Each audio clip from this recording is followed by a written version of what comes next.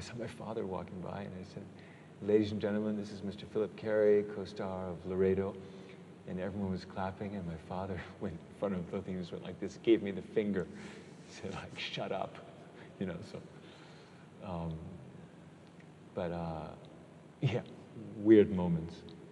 And I think I tried to do all the things you're supposed to do, like basketball. My father hired a coach so I could learn to dribble, and you know, and this is important, trying to fit in. Really? Definitely, yes. Yeah, it's possible. There's some of your father in your face. Yeah, maybe now I'm getting older. I think I look like Probably, him, yeah. you know. Yeah. But So you didn't become an actor, I guess, after all that. sure, I did. You did. I left. My father at one point said, you know, maybe you should leave this town because you're too ugly.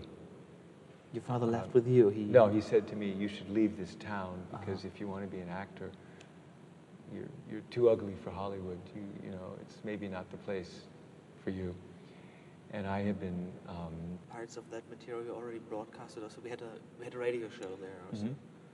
Did William Holden like Frankfurt? No, not at all. Why?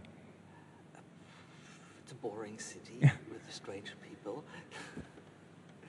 But yeah, it's in a funny way. If you speak to the people there directly, they always kind of deny that they're from Frankfurt. Say, really? no, not really, yes, and that. And if you ask them in public, all of a sudden on stage, they became totally this local patriotism. Yeah, the people you had on the show. Yes, also in the audience, for example. If you have them in a crowd together, you ask them, they tell you that it's a wonderful place. And yeah, I mean, it's a city. It's just nothing special. You know, you can live there, but if you want to do art, it's probably not the best place to be. But for William Holden, it's a good place. Well, it was a job, it was an assignment. Yeah. And it's kind of tough, really, to get into that city there, because people are not very open. They're very open once they perceive you as part of the community. Yeah. So that happened once they had a big title in or a big photo in the newspaper there, the local newspaper. Then people start to recognize you immediately because it's not very huge. Right. And they say, I saw you in the newspaper. And then in that moment, it's easy. Yeah. You're part of them, and they start to identify with you, and you become icon of the city for a few days. Yeah. The star you are. Yeah, that was nice. There was these local journalists, and he wanted to make some pictures. We were sitting in a similar situation, like in the cafe. He couldn't accept that I'm William Holden. He always tried to figure out, what would you do when you're not William Holden? Yeah. I said, yes, I'm William Holden. And so he has this tactic, like policemen sometimes do, and they switch topic. They speak about something completely uninteresting, and in the middle of a sentence, he switch back and ask me this question again. But what do you do when you're not William Holden? I said, well, what do you do if you're not a journalist? He said, I'm a journalist, exactly. Since I, at that point, was, forget Hollywood, I was completely into avant-garde, European, and this... Is it ironical about that? Well... Didn't make you famous enough, or... I think it was, it's fun. Avant-garde it just makes me laugh, because what is avant-garde, In the end, everybody wants to drive a Volvo, so we're all avant-garde. But, so I was, this film, the Raúl Ruiz film, who's a Chilean director, very avant-garde, decided to shoot actually in Sintra, and right near Gloria Swanson's house, actually, in this forest. Amazing story of a family, of American family, wandering through a forest, and we got lost. We couldn't find our way out, and we ended up eating each other up, like parallel with the plane crash in Chile, I think. Literally? Well, there was a plane crash in 1971. Yeah, but you ended up eating it? Well, the thing is, Raúl, he writes the script as he goes along. You're in the film. I'm in the film, yeah. No, we didn't really eat each other up, I think.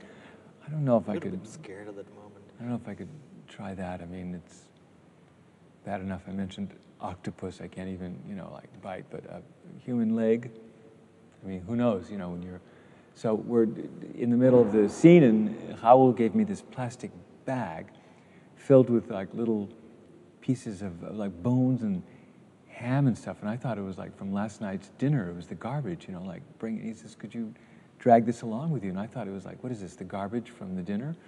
And he said, this is your son. I said, I had a son? I have a son? He said, yes, you know, the little boy, there was one of the little actor, what was his name? Ethan. Actually the son of a big English producer now, Ethan, or he ran a cinema in London. So he was like, I was supposed to have killed him, and I was eating him. And so I was dragging along this plastic bag in the scene, and then at one point there's a scene where I'm on the clothesline with little, you know, what do you call the clothes clippers, you know, to hang up clothes. Yes, yes. And I'm actually hanging up pieces of meat, which at that time he said, now this is your wife. I said, I was married. He said, yes, you're married in the film to this American actress, You got all the Rebecca. information while shooting. Just before the scene, he said, now you're hanging up the pieces of meat. So I was hanging up meat to dry, which was my wife that I was like continuing to eat. I'd already eaten up my son in the plastic bag. I was still dragging it. And every day somebody else ate someone else, not knowing that that was my, you know, my brother or something, you know, so.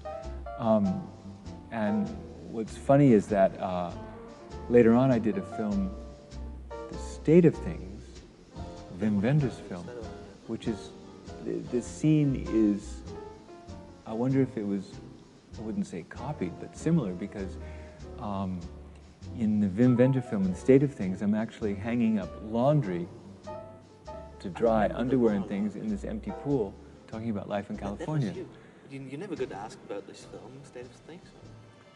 No, It's kind of a sad, no, wow. it's A wonderful monologue. yeah, I mean, but, It's really good. so, as I say, it's just funny thinking, you know, talking about Gloria Swanson, just remembering this strange parallel, because he saw that we were stuck, Wim saw we were stuck for a long time, for 2 months, taking tango lessons and just sort of hanging out, waiting for money to come back to finish the cannibal film, you know.